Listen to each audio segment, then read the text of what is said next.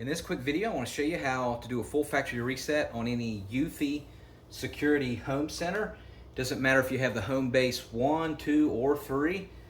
They work with the same principle, and you don't have to have it connected to your router. You can just have it just like this.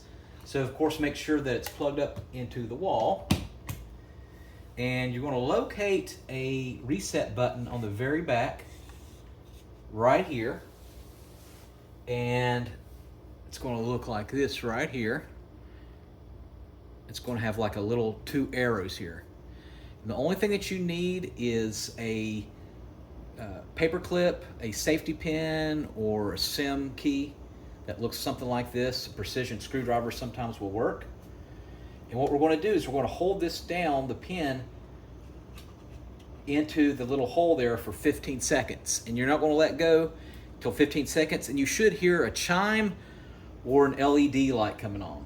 So let's go ahead and press it for 15 seconds, and you'll feel it click a little bit. So around 15 seconds. And what this is going to do, it's going to do a factory reset, and you'll have to go back into your app if you want to reinstall it, and go to the app and then seek device. And that's the only thing you have to do. All right, that should factory reset it, and you should be good to go.